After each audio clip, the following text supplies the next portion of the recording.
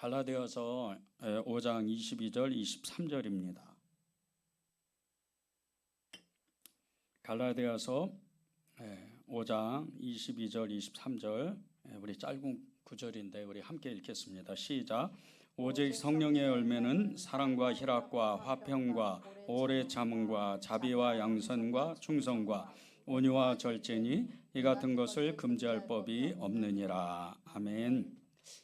네. 이제 계속해서 우리 성령의 열매 우리 진행하고 있는데 이제 8번째입니다. 온유.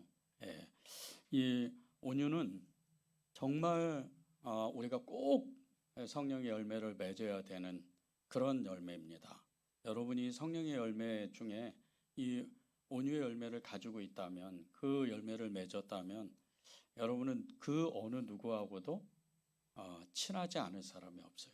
그리고 여러분이 가는 모든 곳 가운데는 문제가 해결됩니다. 이게 온유의 열매의 능력이에요. 기원전 350년경에 그리스 마게도니아의 지방에 정말 산악교로 유명한 말 한 마리가 있었어요. 이 말이 얼마나 사나운지 보통 사람들은 이 말을 다룰 수가 없는 거예요. 이 말의 이름이 부케팔로스라는 이름을 가졌는데, 마게도니아 그 왕이었던 필리포스 2세, 알렉산더 대왕의 아버지죠. 이 필리포스 2세가 그 말을 구입을 해요. 그 말을 사가지고 자신의 부하인 클레이투스와 파르메니온에게 이 말을 길들여 보라고 이렇게 말을 맡깁니다. 그런데 이 말을 길들이려고 하는 이 두 장수, 굉장히 유명한 장수예요. 이 두 장수가 말에 올라타면 이내 떨어지는 거예요. 꼼짝을 못하는 거예요. 전쟁에서는 그렇게 용맹했던 이 두 장수가 말을 길들일 수가 없는 거예요. 근데 그것을 12살 된 12살이에요.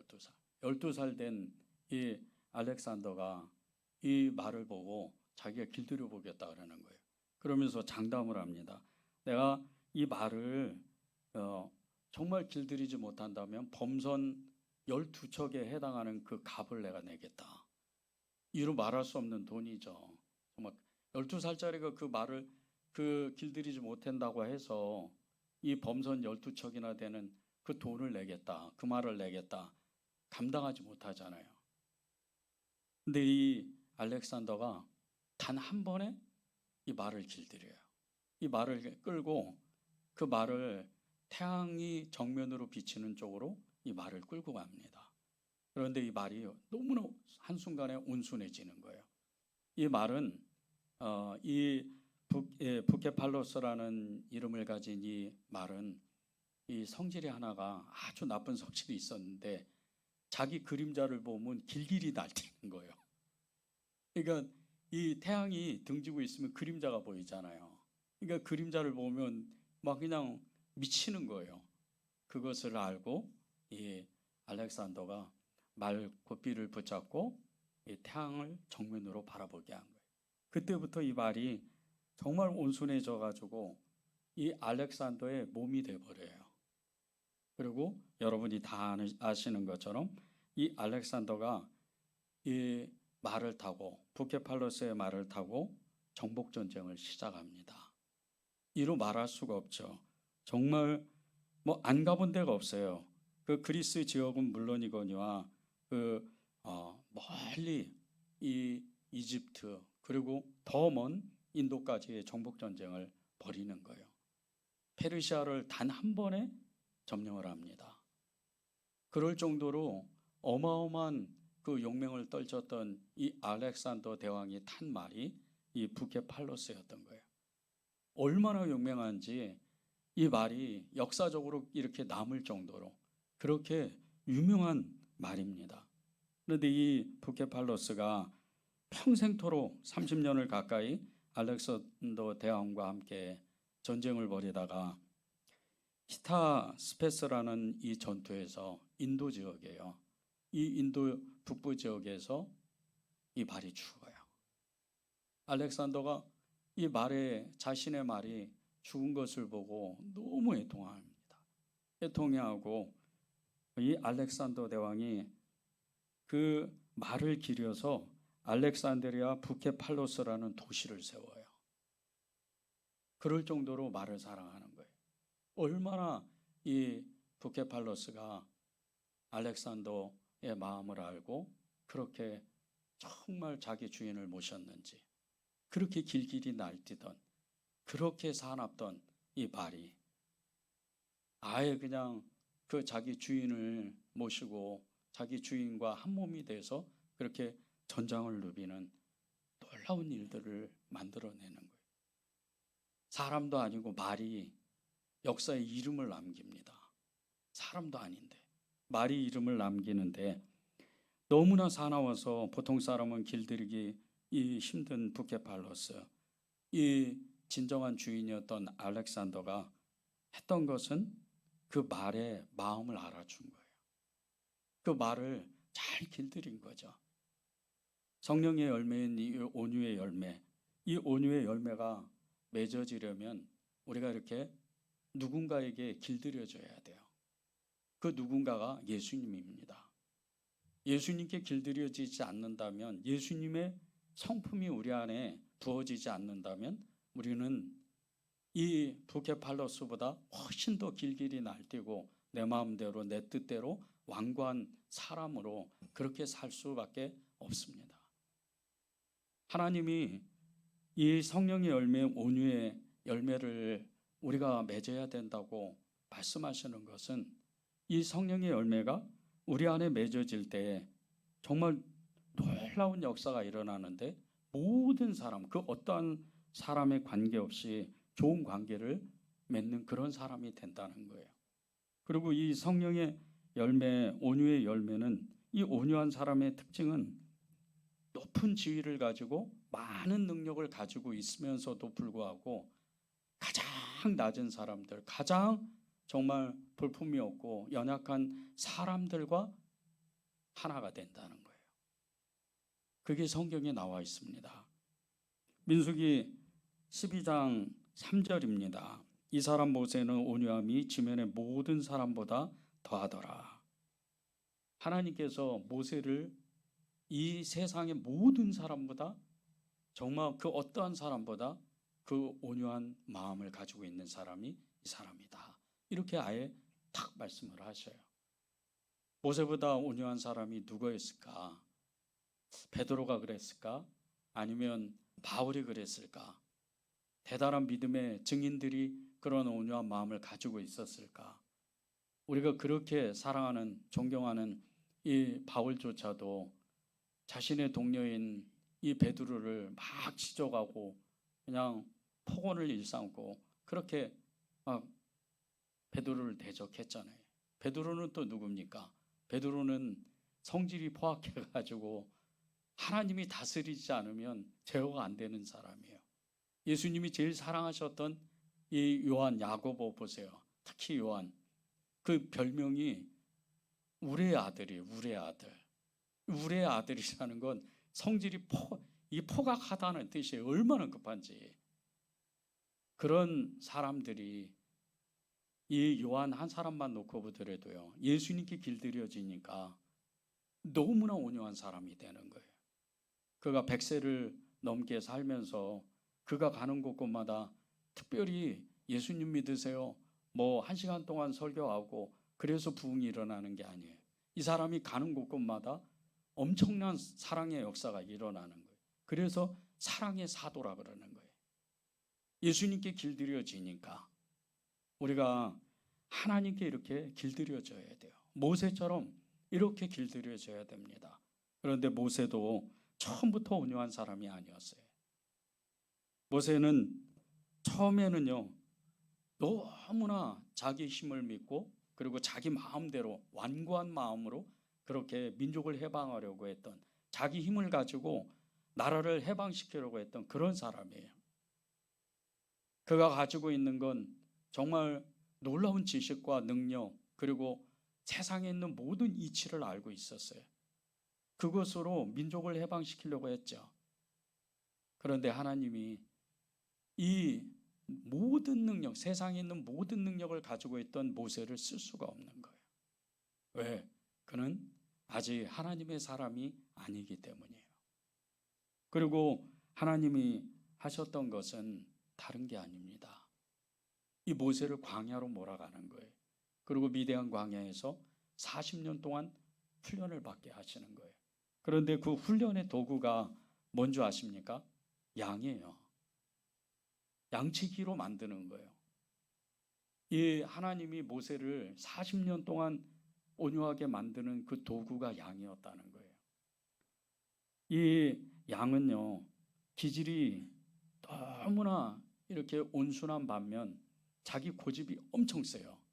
그런데 이 양에 또 하나의 기질이 있는데 눈이 어두워요. 그리고 귀가 밝습니다. 그래서 자기 주인 목자죠. 목자의 소리를 금방 알아봐요. 그래서 막 저기 무리에서 떨어져 있다가도 목자가 이렇게 부르면 양의 양삐 이렇게 부르면 그냥 달려가는 거예요. 그 모습을 하루 이틀도 아니고 40년 동안 봅니다. 40년 동안 이 양이 어떻게 주인에게 순종하는지, 주인의 목소리를 어떻게 듣는지를 그것을 유심히 보는 거예요. 그리고 그는 이 광야에서, 이 광야라는 학교에서 모세가 배웠던 것은 순종해야 되겠구나. 정말 하나님의 말씀에 순종해야 되겠구나. 그것을 배우는 거예요. 겸손하고 온유한 사람. 이 겸손하고 온유한 사람은요, 다른 사람이 아니에요. 말씀이 들리는 사람입니다. 말씀에 그 들리는 말씀에 순종하는 사람이에요. 이런 사람이 하나님의 사람이 되고 온유한 사람이 되는 겁니다. 우리가 온유한 열매를 맺기를 원하지만 이 양들을 통해서 고집스럽고 겁이 많고 그리고 자기 주장이 강했던 이 양이 자기의 목자의 음성을 듣고 그렇게 순종하는 모습을 보고 그렇게 주인을 따라갔던 것처럼 우리도 날마다 훈련하지 않으면, 날마다 주님의 음성이 들려지지 않으면 온순해지지가 않는 거예요. 하루라도 주의 말씀을 잊어버려 보세요. 기도를 딱 그쳐보세요. 주의 음성이 바로 멎어요. 성령의 역사가 그날부터 끝나는 겁니다. 저도 마찬가지예요. 저도 하나님 앞에 기도하고 애쓰고 수고하지만 기도하지 않는 그 어느 날은요, 하루 종일 머리가 윙윙거려요.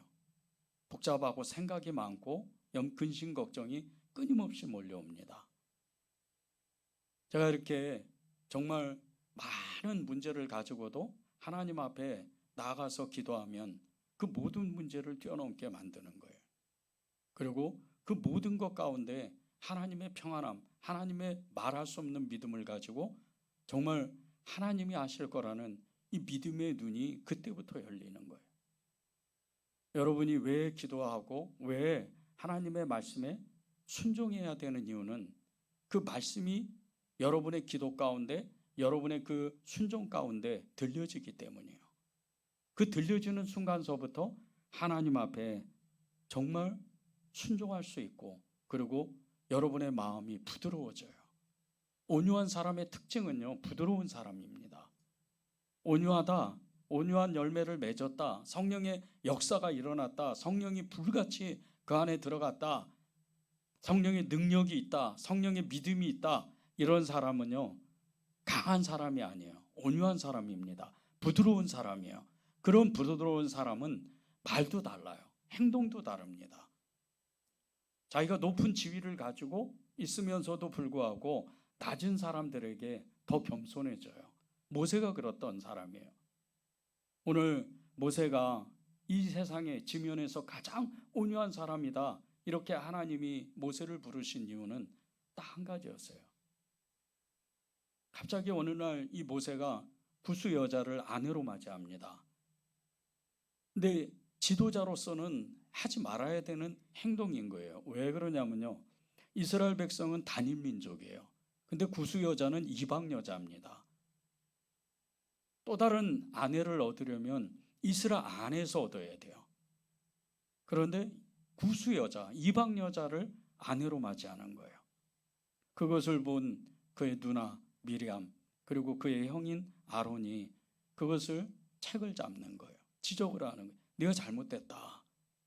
너는 왜 굿스 여자를 아내로 삼느냐? 이렇게 따지는 거예요.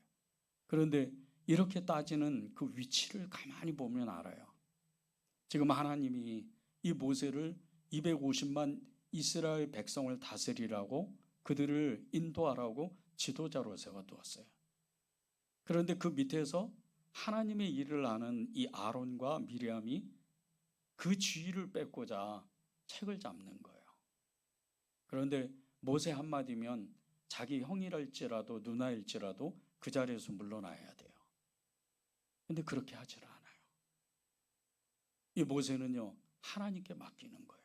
그냥 하나님께 기도하는 거예요.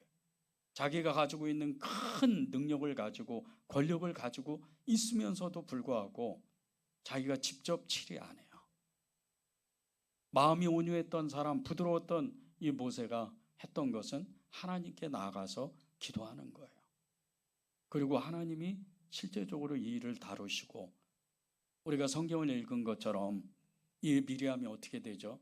나병이 걸려요. 그리고 그가 하나님의 경고를 받고 다시 치유를 받습니다. 이렇게 온유한 사람은 모세와 같이 자기가 많은 것을 가지고 많은 능력을 가지고 있으면서도 불구하고 직접 사람에게 책망하거나 사람을 지적하거나 그러지가 않았다는 거예요. 이게 온유한 사람의 특징이에요.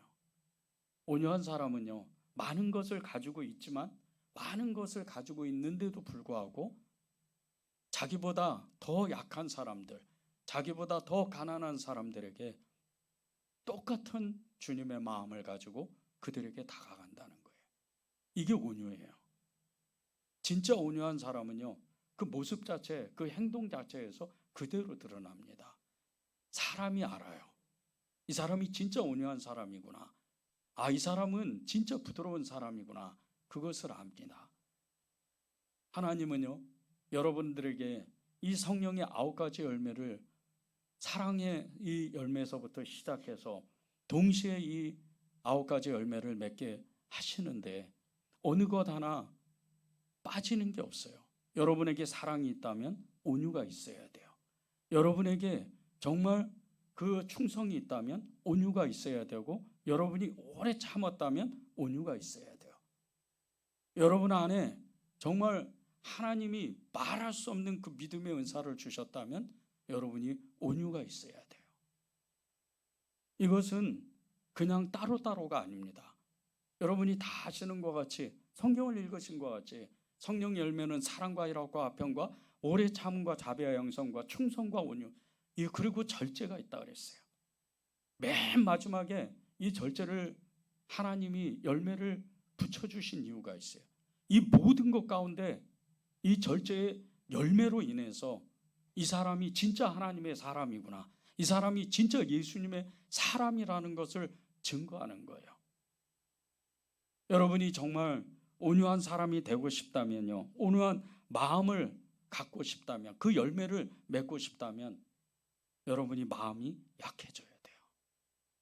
부드러워져야 됩니다. 그것을 훈련해야 돼요. 모세가 40년 동안 광야에서 훈련받은 것은 그 마음이 꺾어진 거예요. 그 마음의 교만함이, 40년 동안 애굽에서 살면서, 이집트에 살면서 그의 마음은 교만할 대로 교만했어요. 내가 모든 것을 알고 있거든요. 내가 모든 능력을 가지고, 내가 모든 것을, 재정도 어마어마하게 가지고 있었어요. 왕자였잖아요. 그가 가지고 있는 보물은 이루 말할 수 없어요.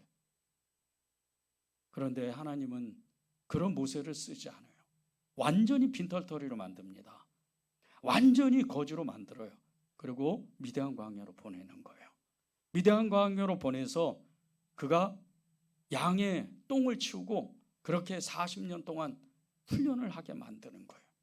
그래야 이 사람이 낮아지고 낮아지고 연약해지고 연약해지고 가난해지고 가난해져야 하나님의 능력을 그 안에 부시기 때문이에요.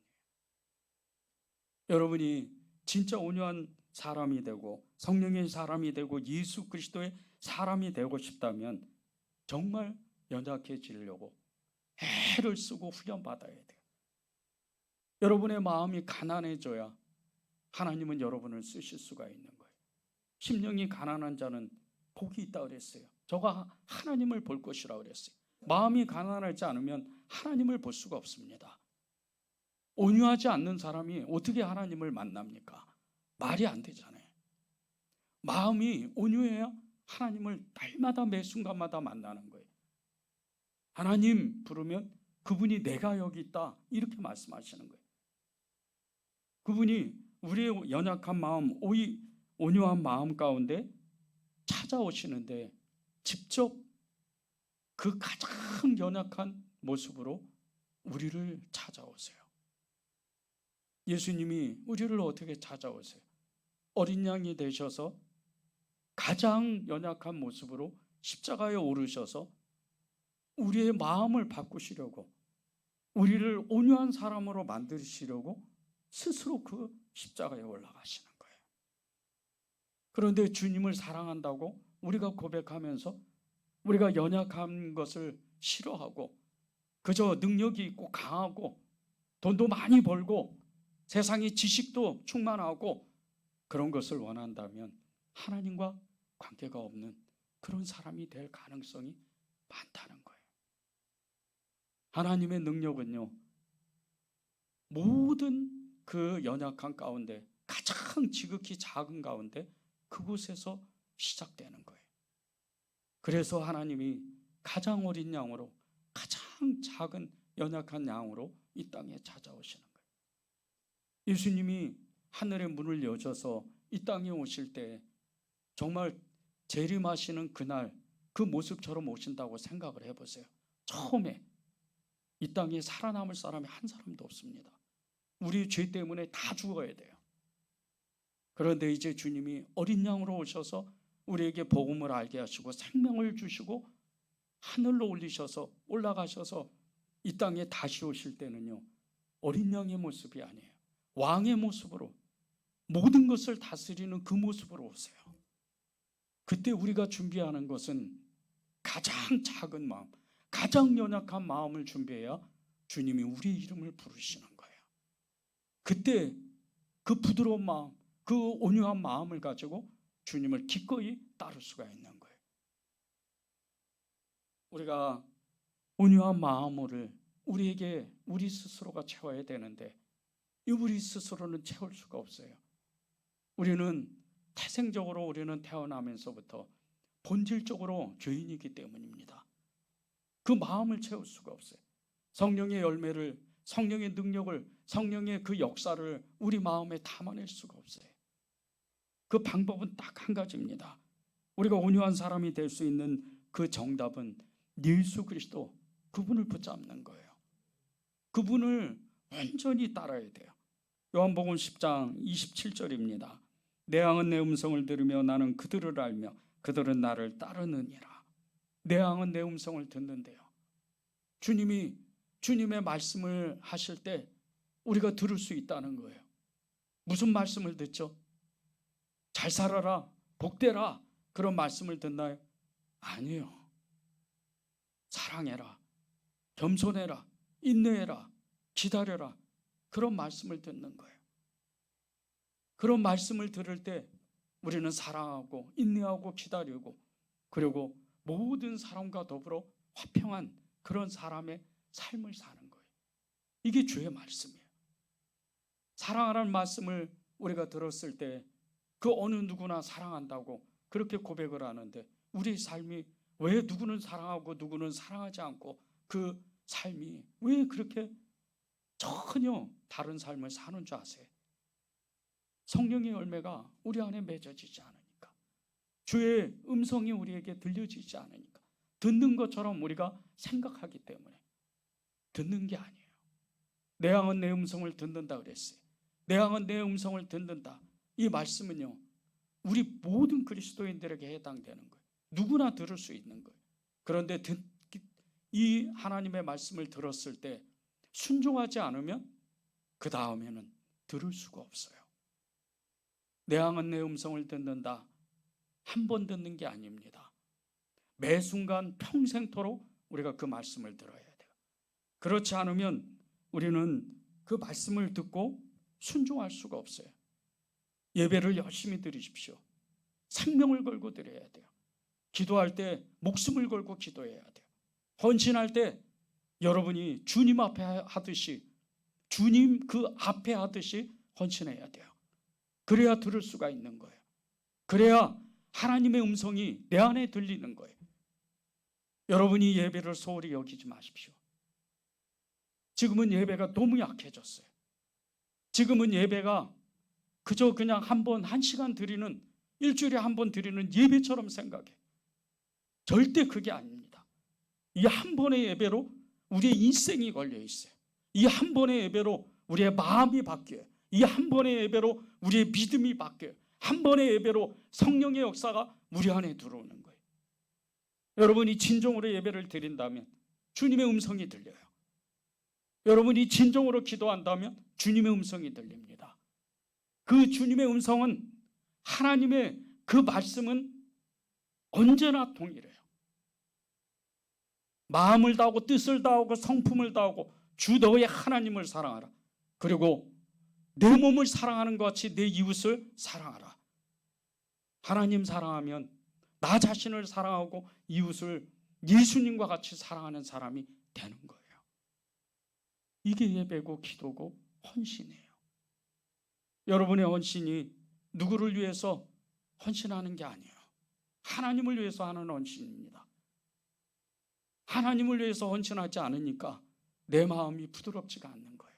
하나님을 위해서 헌신하지 않으니까 내 마음이 계속해서 판단하게 되는 거예요. 하나님 앞에 헌신하면요, 그 모든 것이 무익한 종이라고 주님이 하셨다고 고백할 수밖에 없어요. 말씀이 그러니까. 이것은 하나님이 우리를 부르신 목적이에요. 우리가 온유하다, 정말 주님의 그 음성을 듣는 사람이다, 그것은 딱 한 가지 이유예요. 하나님이 우리를 사랑하시고 우리를 이끄시려고 하기 때문이에요. 진심의 예배와 기도, 헌신, 이것이 하나님 앞에 드려질 때 성령 충만을 받습니다. 이 성령 충만은 바로 열매로 맺어지게 돼요. 열매로 맺어지는데 이 열매가 평생 가려면 늘 한결같이 동일한 모습으로 하나님 앞에 나아가야 돼요. 찬송가 430장에 주와 같은 길 가는 것이라는 찬양이 있어요.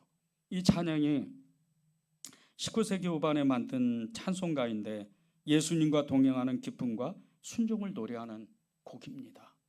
근데 이 곡을 존 H. 세미스라는 사람이 작사를 하고 다니엘 B. 타우너라는 사람이 곡을 붙였어요.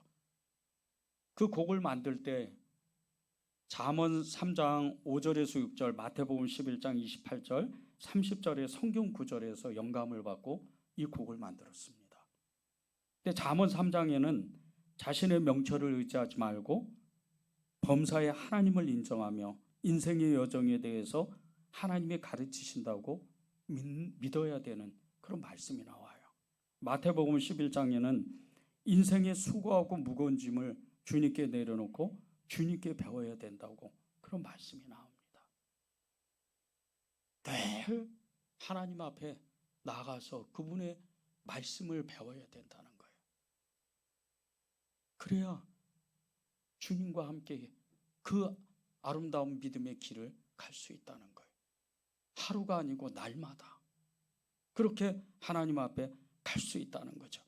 찬송가 430장 주와 같이 길 가는 것 3절 가사를 제가 읽겠습니다. 옛 선지자 에녹같이 우리들도 천국에 들려 올라갈 때까지 주와 같이 걷겠네. 한 걸음 한 걸음 주 예수와 함께 날마다 날마다 우리는 걸어가리. 에녹이 누굽니까? 300년 동안 예수님과 하나님과 동행했던 사람이에요.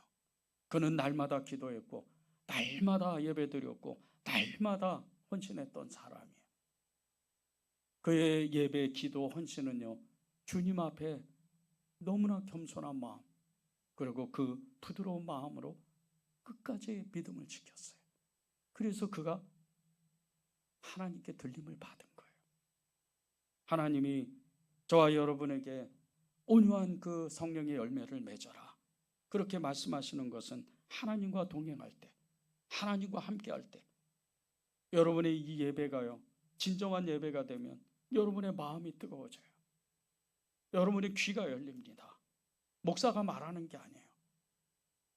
하나님이 들려주시는 그 음성을 들을 수 있는 귀가 열리는, 그 귀가 열리면 마음이 뜨거워져요. 그러면 주님께 내가 무엇을 할까요?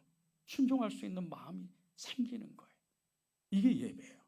이게 진정한 예배입니다. 마태복음 5장 5절에 보면요, 온유한 자는 복이 있나니 그들이 땅을 기업으로 받을 것이라는 말씀이 있어요. 땅을 기업으로 받겠다. 온유한 사람이 하나님의 그 축복을 받아서 먹고 사는 모든 문제를 이 땅에서 해결받고, 그 사람이 어디를 가든 무엇을 하든 하나님이 땅을 기업으로 주시는 것 같이 모든 삶을 해결하시겠다는 거예요. 축복을 주시겠다는 거예요. 그런데 이 말씀이요, 또 한 가지 의미가 있어요. 땅은요, 개가 나면 할수록, 땅은 지경을 넓히면 넓힐수록 더 커지는 게 땅이에요. 영적인 게 그렇습니다. 하나님의 그 온유한 마음을 받은 사람, 이런 사람은요, 그 높이와 깊이와 넓이를 측량할 수 없을 정도로 하나님의 그 마음을, 하나님의 세계를, 하나님의 나라를 아는 사람이에요. 그래서 내가 무엇을 해야 될지, 내가 어떤 삶을 살아야 될지 그것을 알게 되는 거예요. 여러분이 성령의 열매가 맺어진다면요, 이 땅 가운데에서 정말 하나님의 놀라운 그 믿음의 삶을 살게 돼 있어요. 많은 사람들을 살립니다. 여러분의 그 온유한 삶을 통해서, 그 부드러운 그 말투, 그 얼굴을 통해서 세상 사람들이 변하는 거예요. 여러분의 가정, 직장, 자녀, 그리고 세상에 만나는 모든 사람들이 그렇게 하나님 앞에 돌아오게 돼 있어요. 저는 지난 6년 동안 저희 교회 차량을 이 건물에다가 댄 적이 한 번도 없어요. 이유는 딱 한 가지입니다. 여기에 상가도 있었고 그리고 술집도 있었어요. 그 사람들이 피해를 보지 않도록 저는 일부러 주차장에다가 차를 대는 거예요. 최근에 어떤 아주머니 한 분이 저한테 그러시더라고요. 목사님, 왜 맨날 그렇게 먼 주차장에다 차를 대요? 그 건물 앞에다 대면 되잖아요. 그래서 제가 이유를 그 아주머니한테 말씀드렸어요. 그분이 저한테 그러시는 거예요. 사람이 좋아도 너무 좋으면 안 돼요. 그런데 이것이 때가 되면요, 반드시 열매를 맺게 돼 있어요. 하나님의 그 열매는요, 성령의 열매는 바로 나타나는 게 아닙니다. 오랜 시간을 거쳐야 돼요. 오랫동안 훈련하고 오랫동안 배워야 그게 자기 몸에 체득이 되고, 나중에는 그것이 결국은 습관이 되고, 그것이 온 세상 가운데 전해져서 열매를 맺어지는 거예요. 여러분이 정말 온유의 그 열매를 맺으려면요, 하나님께 배워야 돼요. 주님 앞에 나와서 그분의 뜻, 그분의 말씀, 그분이 원하시는 것을 순종할 수 있는 결단이 있어야 됩니다. 그것이 예수님을 사랑하는 것이고, 예수님과 동행하는 것이고, 예수님의 음성을 듣는 것이에요. 그런 삶을 여러분이 이 한 주간 동안 살아가시기를